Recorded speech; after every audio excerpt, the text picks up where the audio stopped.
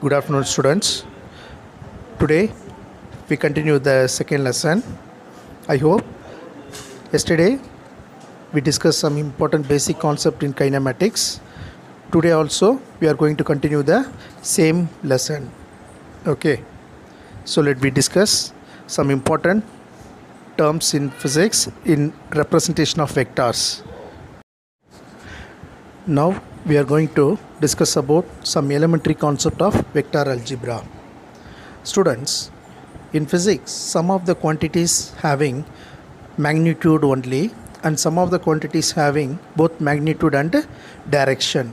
So we have to know what is magnitude quantities and what are magnitude and direction quantities.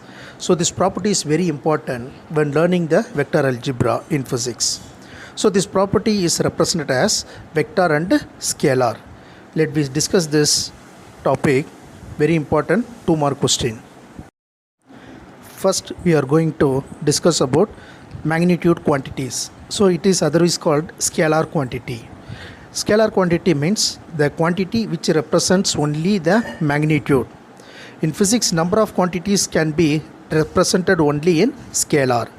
So you see the example, distance, mass, time, speed and energy are represents the scalar quantity, which means it represents only the magnitude. Magnitude means changing, movement. Okay. Next we are going to discuss about magnitude and direction quantities.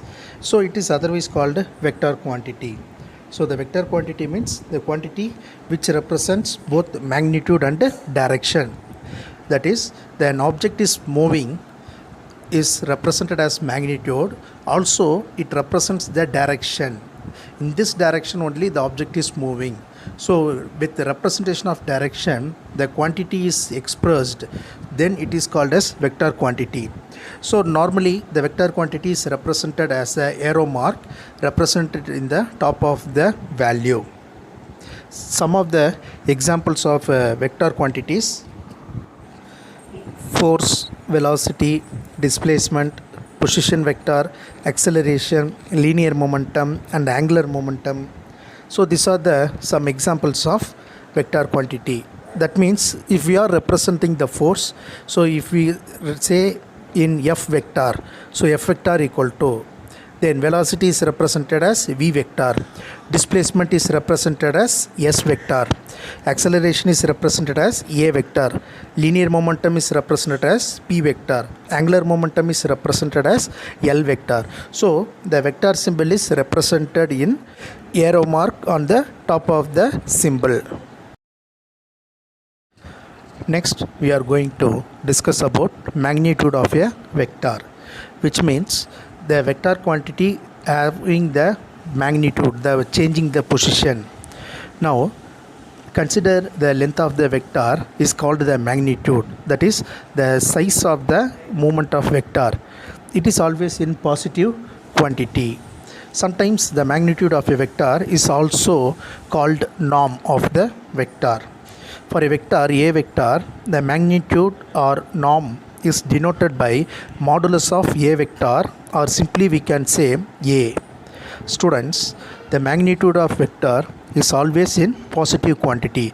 Suppose if the value is represented negative, we have to convert the value into positive using the modulus symbol. Therefore, if the A vector is equal to -5 means we substitute the value -5 in the modulus, we get the +5 value. Okay, so this is called what? Magnitude of vector. Students, next we are going to see the different types of vector. Okay, so basically we are having 3 types of vector. One is equal vector, second one is unit vector, and third one is orthogonal unit vector. First we are going to discuss about equal vector. Equal vector means both the vectors, 2 vectors are equal. Here A vector and B vector is equal, then we having the same magnitude and direction, then we get the equal vector. See the example. If the A vector is equal to 5 and B vector equal to 5, so both vectors are equal. the figure represents the equal vectors. Again, the equal vector is subclassified into collinear vector. What is collinear vector? Which means the two vectors are acting in a same direction or same angle. That is called what? Collinear vector. That is, the angle making the two vector is one is 0 degree or 180 degree.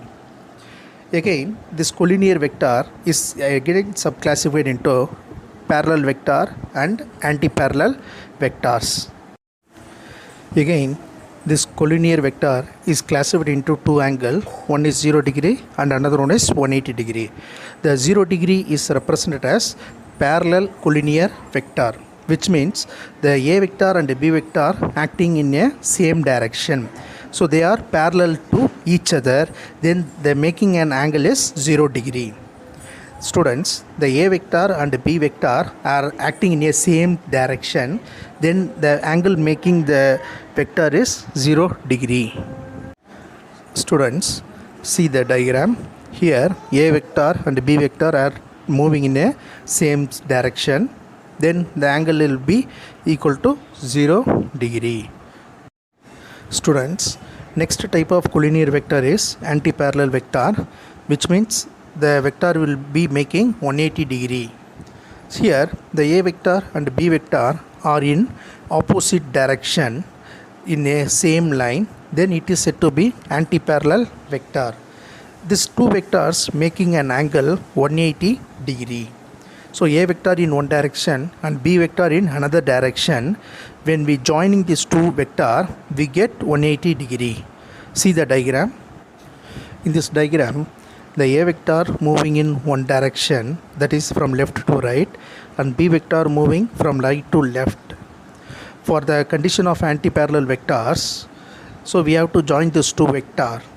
So joining the A vector and the B vector at a same point, so we get an angle of nearly 180 degree. So then it is said to be anti-parallel collinear vector. Students, next we are going to see very important 2 mark question. Define unit vector. So unit vector is nothing but 1. The value should be equal to 1. Here the vector is divided by the same magnitude of a unit vector. Here the vector is represented as A and it is denoted by A cap. Okay, so its magnitude equal to 1. Therefore the A cap is equal to A vector divided by A. Also we can write the A vector equal to A dot A cap. Totally we having the value which is equal to 1. Students, here the A represents the magnitude of the value and A vector represents the value which is represented in vector form. So we have to find the value unit vector. So we have to divide the vector form of A divided by magnitude form of A. So totally we get the A cap. Also if we find the A vector means, so simply you cross the value, so we get A vector equal to A into A cap. Then we can also say the unit vector specifies only the direction of the vector quantity, that is the vector is represented only in direction. Next we are going to see the orthogonal unit vector. Student, we already know the unit vector. Here the orthogonal means the unit vector is represented in I cap, j cap and k cap by representing the axis of 3 directions. Okay, so here the I cap represents x axis and j cap represents y axis and k cap represents z axis. So all the 3 axes are represented only in positive value, and the difference between the 3 angles are perpendicular to each other, that is 90 degree. Here the I cap, j cap and k cap are the examples of orthogonal vector. The two vectors always perpendicular to each other, then it is called as orthogonal. For example, the I cap and j cap always perpendicular, or j cap and k cap are perpendicular, or j cap and k cap are perpendicular. See the diagram. Student, for a unit vector, The diagram represents the orthogonal of I cap, j cap and k cap. So that means there are three possible of moving a unit vector in three axes: x-axis, y-axis and z-axis. Students, next we are going to see the components of a vector. So this concept we already studied in the orthogonal unit vector. For a vector, we having three unit vectors, that is I cap, j cap and k cap, that is resolving in three axes: x-axis, y-axis and z-axis. The same condition, using the Cartesian coordinate system, the A vector is resolving into three components. They are x, y and z direction. Now consider a three-dimensional coordinate system of A vector is represented as ax I cap plus ay j cap plus az k cap. Students, now you see this diagram, it is resolving into two-dimensional Cartesian coordinate and three-dimensional Cartesian coordinate, which means the A vector is represented in two-dimensional Cartesian coordinate, that is ax I cap and ay j cap. Suppose it is represented in three-dimensional, means we have ax I cap plus ay j cap plus az k cap. Students, see the two-dimensional Cartesian coordinates. The A vector is represented in ax I cap plus ay j cap and az k cap. So the ax and ay are going to making an angle in the x-axis and y-axis. In x-axis, the ax is represented by the component, the horizontal component is a cos theta, and y-axis is represented in vertical, it is represented as ay equal to a sin theta. So we have to find the magnitude, that is the total value of the A vector is represented by the square root of ax square plus ay square, which means we substitute the value and we get the magnitude of the vector. The figure represents the two-dimensional Cartesian coordinate system. Also they represents the value of the component ax component and ay component. Students, today we discuss some elementary concept of vector algebra, that is scalar component and vector component. Then we discuss about the types of vector, that is equal vector, unit vector and orthogonal vector.